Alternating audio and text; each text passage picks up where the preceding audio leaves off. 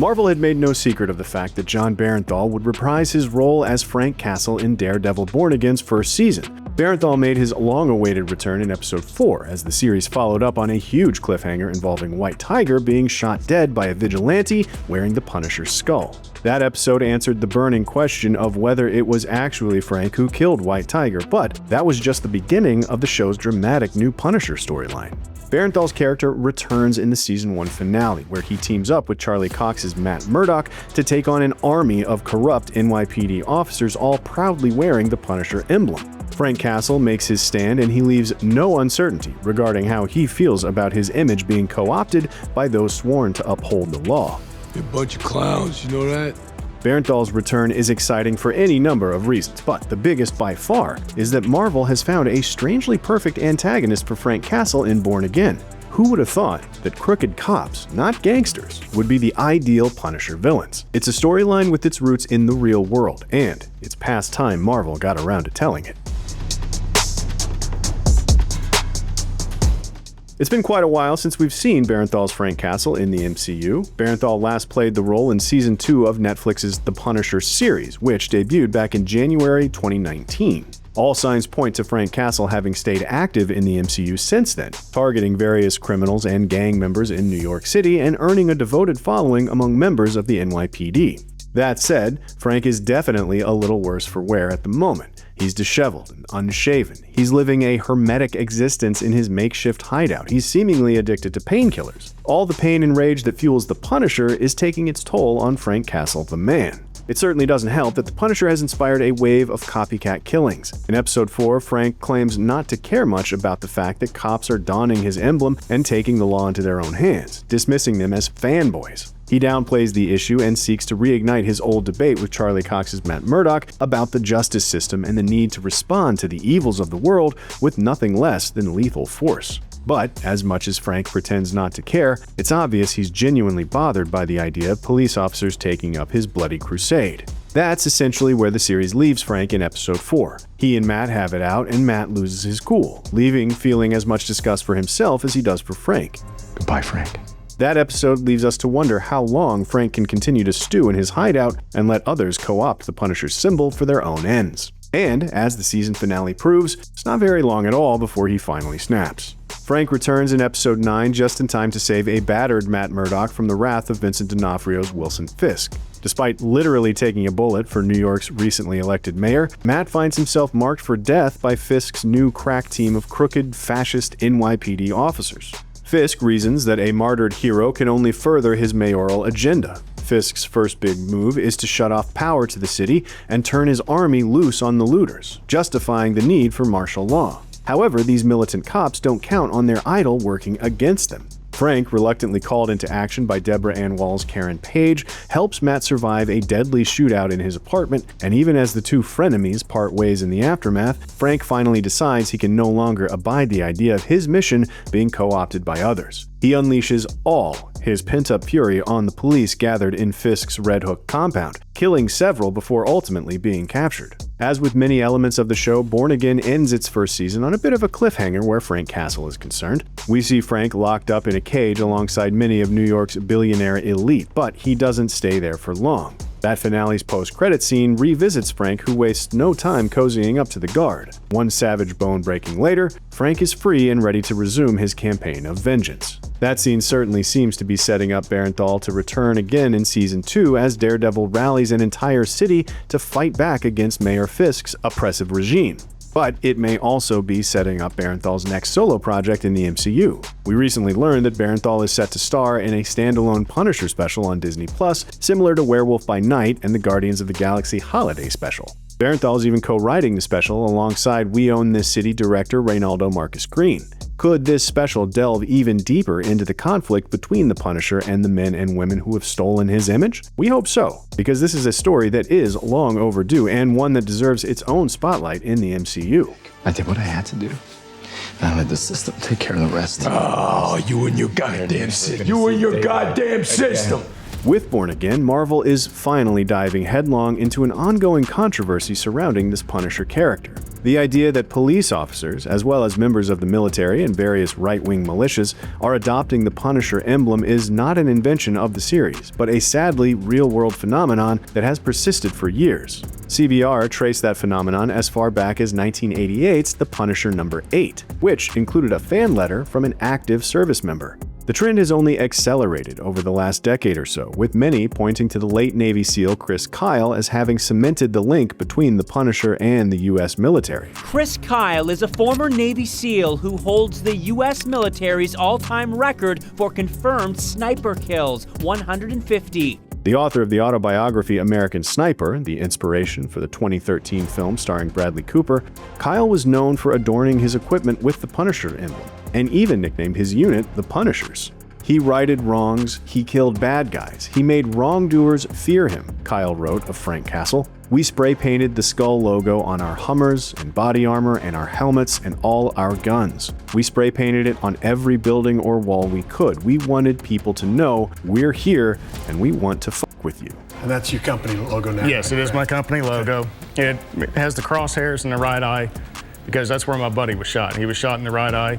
Meanwhile, members of the Milwaukee Police Department allegedly spearheaded a rogue vigilante group also dubbed the Punishers, prompting multiple internal investigations. A police department in Catlettsburg, Kentucky came under heavy criticism in 2017 for adorning police cruisers with Blue Lives Matter-themed Punisher logos. In October 2019, a Dallas police officer was seen wearing a Punisher logo during a contentious community meeting, and in 2021, Bernthal himself called out the fact that some January 6 rioters were spotted brandishing the Punisher skull. These people are misguided, lost, and afraid, Bernthal wrote on Twitter. They have nothing to do with what Frank Castle stands for or is about. Clearly, these police officers and service members and other groups idolize Frank Castle and the way he takes the law into his own hands, meting out a lethal brand of justice. That's despite the fact the Punisher was never meant to be a character worthy of emulation. He's a profoundly tragic figure, a man who lost everything and was failed by the system, driving him to become a remorseless killer. Despite what Chris Kyle wrote, Frank Castle is not a man who rights wrongs. He's the farthest thing from a hero. He simply pursues a selfish, single-minded quest to eradicate criminals, ignoring the justice system and the rule of law entirely. He's meant to be pitied rather than admired, though that hasn't always been what fans take away from Marvel's numerous Punisher comics, movies, and shows. The Punisher problem got to the point that co-creator Jerry Conway finally set out to reclaim the iconic logo for the Black Lives Matter movement in 2019.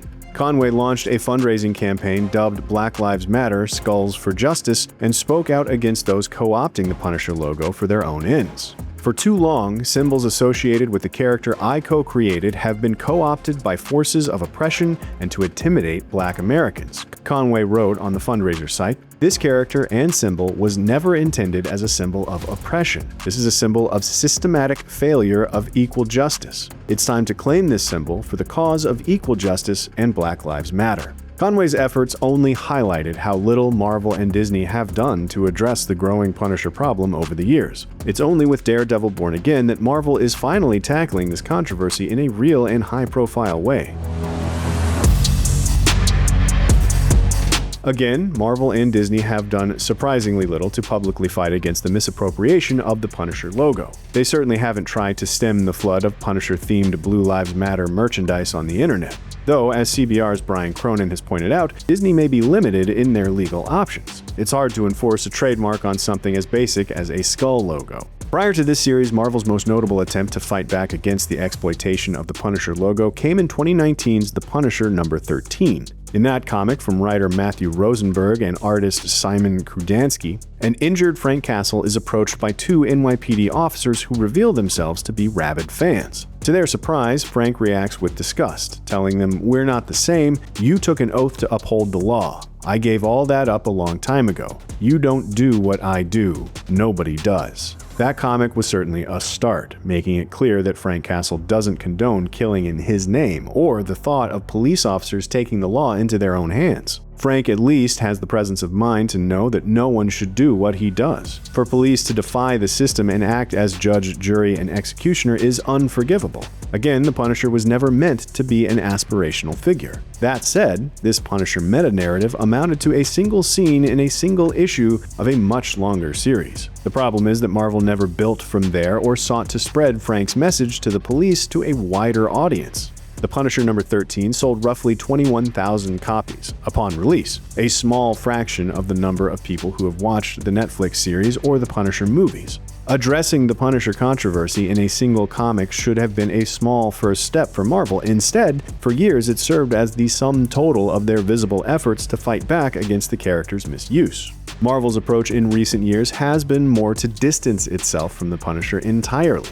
The 2022 Punisher series by writer Jason Aaron and artists Jesus Saiz and Paul Azaceta basically serves as Frank Castle's swan song. In that story, Frank becomes the new leader of the ninja death cult known as the Hand. The Hand's demonic master, the Beast, even resurrects Frank's late wife Maria, a reward for his most deadly and faithful servant. But it all falls apart for Frank in the end. Maria rejects her husband after her memories are restored, utterly horrified by what he's done in the name of her and their children.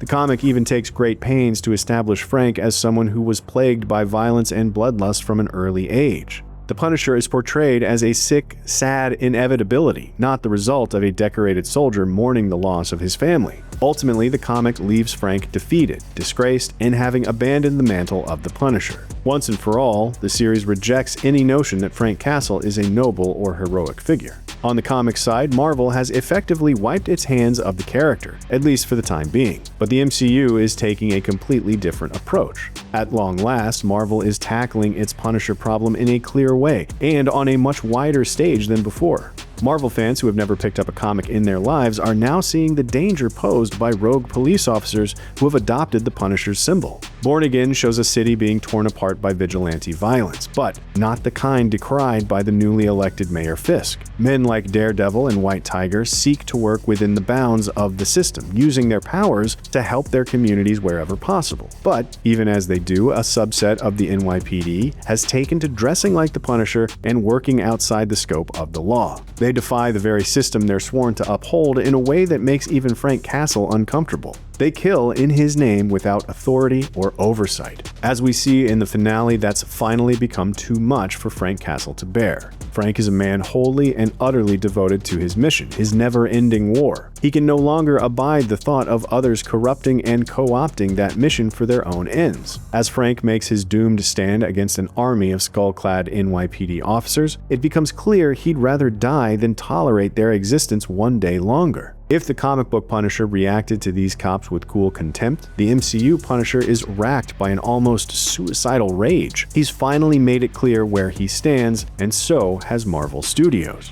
Whatever happens next with Frank Castle's story, we're just glad to see Marvel finally directly addressing its Punisher problem in an MCU project. The company has stayed mostly silent on the issue for far too long. The Punisher symbol should never be glorified, and it's imperative that message should come from Marvel itself. What do you think about this profound change in direction for Bernthal's Frank Castle? Is Marvel finally telling the Punisher story we all needed to see? And what do you think the future holds in store for the character in the MCU? Let us know in the comments, and make sure you like and subscribe to IGN wherever you like to watch.